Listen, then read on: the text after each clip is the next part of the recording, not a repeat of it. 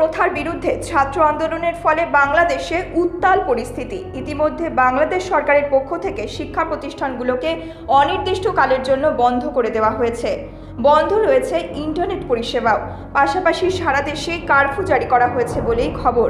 এ অবস্থায় আতঙ্কের মধ্যে দিন কাটছে বাংলাদেশে থাকা ভারতসহ বিভিন্ন দেশের শিক্ষার্থীদের।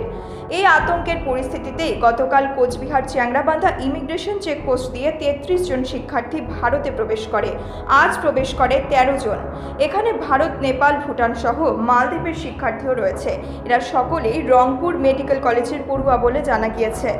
ভারতে প্রবেশ করতে এদের চোখে মুখে আতঙ্কের ছাপ লক্ষ্য করা যায়। পাশাপাশি ভারতে ঘুরতে আসা বাংলাদেশের পর্যটকরা দেশের এই দুঃসময় শঙ্কিত পরিবার পরিজনদের নিয়ে চ্যাংরাবান্ধা ইমিগ্রেশন চেকপোস্ট দিয়ে আজ দেশে ফেরার পথে তারাও। এই উত্তাল সময়ে বন্ধ রয়েছে চ্যাংরাবান্ধা স্থলবন্দর দিয়ে পণ্যবাহী গাড়ির যাতায়াত, যার ফলে স্বাভাবিকভাবেই মার খাচ্ছে ব্যবসা। অন্যান্য দিন এই সীমান্ত দিয়ে যেখানে প্রায় 500-র ওপর মানুষ যাতায়াত করে, বর্তমানে সেই সংখ্যা এসে ঠেকেছে 50-এ। আর এর ফলে তাদের সমস্যায় জেরবার মুদ্রা পরিবর্তনকারীরা।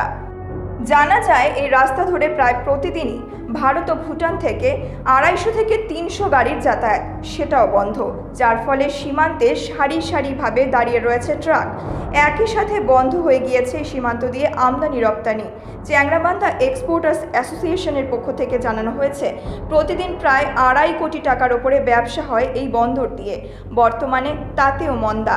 স্বাভাবিকভাবেই ক্ষতির সম্মুখীন হবেন ব্যবসায়ীরা, কারণ কাল রাত থেকে কাঁচামাল সহ লরিগুলি আটকে রয়েছে সীমান্তে।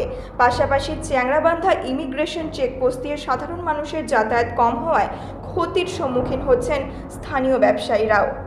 বর্তমানে বাংলাদেশের যা পরিস্থিতি হচ্ছে খুবই ভয়াবহ, এবং ওইখানকার যে প্রধানমন্ত্রী শেখ হাসিনা, উনি অলরেডি আর্মি ওখানে দিয়েছে, কিন্তু প্রচুর লোক মারা গেছে। আমাদের কাছে যা খবর আছে 74 থেকে 75 জনের উপর লোক নৃশংসভাবে মারা গেছে, এবং বেনাপোল, বোঝাডাঙ্গা এবং আমাদের চ্যাংরাবান্ধা পোর্ট অলরেডি বন্ধ হয়ে আছে। ব্যবসার কতটা ক্ষতি হচ্ছে? ব্যবসার প্রচুর ক্ষতি হচ্ছে। হিউজ ট্রাক দাঁড়িয়ে আছে, কাঁচা পণ্য দাঁড়িয়ে আছে। পেঁয়াজ যেমন বোঝাডাঙ্গা বর্ডারে 55 গাড়ি, মেহেদিপুরে 40 গাড়ি, আদা রসুন দাঁড়িয়ে আছে। প্রচুর পরিমাণে ক্ষতি হচ্ছে। এটা বেশি দিন চললে কতটা সমস্যা? এটা বেশি দিন চললে তো নিশ্চয়ই রাজ্য সরকার বা কেন্দ্রীয় সরকার এটা তো একটা স্টেপ নিবে, বা আমাদের ফিও থেকে কোনো না কোনো ব্যবস্থা তো কলকাতা থেকে করা হবে আর কি। মূলত কী কী জিনিস রপ্তানি হয় চ্যাংরাবান্ধা সীমান্ত দিয়ে? চ্যাংরাবান্ধা পোর্ট দিয়ে মূলত বাণিজ্য এখানে হয় হচ্ছে আমাদের যেটা নদীর যে পাথর, রিভার স্টোন, ওটাই মূলত হয়, এবং ভুটানের কিছু ডলোমাইট পাউডার, আদার্স আইটেম যায়। তো ওগুলোর খুব একটা ক্ষতি হবে না, কিন্তু এক্সপোর্টাররা আর্থিকভাবে অনেক ক্ষতি হবে। প্রতিদিন যে একটা ডিটেনশন, পার ডে 1500-2000 টাকা করে যে গাড়ি, সেটা তো আর ট্রান্সপোর্টাররা ছাড়বে না, সেটা নিতে হবে, এটাই ক্ষতি। এখন তো মনে করেন যে পরিস্থিতি ক্রমশই খারাপের দিকে। প্যাসেঞ্জার যাতায়াতই প্রায় বন্ধর মতনই।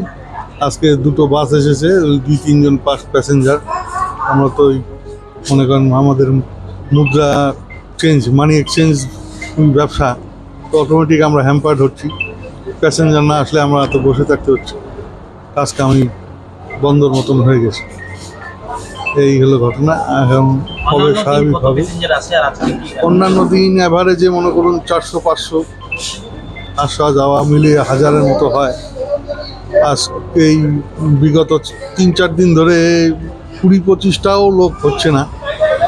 আজকে তো আরও খারাপ, ক্রমশই খারাপ হবে। মানে কী হবে যোগাযোগও ওদিকে নেই, সঠিকটাও বলা মুশকিল।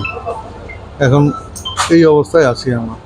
আসছিলাম ঘুরতে, একটু দার্জিলিং যাওয়ার কথা ছিল, কিন্তু ফ্যামিলির সঙ্গে যোগাযোগ করতে পারতেছি না। মানে একটা দুশ্চিন্তা কাজ করতেছে, কোনোভাবে যোগাযোগ হচ্ছে না। ব্যাক করে চলে যাচ্ছে। অনেক চিন্তার মধ্যে আছেন? হ্যাঁ, অনেক চিন্তার মধ্যে। ফ্যামিলির জন্য তো দুশ্চিন্তা হবেই। ছোট বাচ্চা আছে, যোগাযোগ করতে পারতেছি না। বাসায় কারোর সাথে কোনো কথা নেই? যোগাযোগ এইমাত্র হলো। হ্যাঁ, শুধু বললাম যে আমি বর্ডারে আসি, আমি চলে আসতেছি।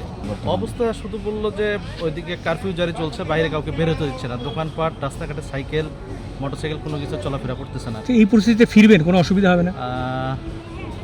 সমস্যা হবে না, দেখা যাক। Bureau report, news metro.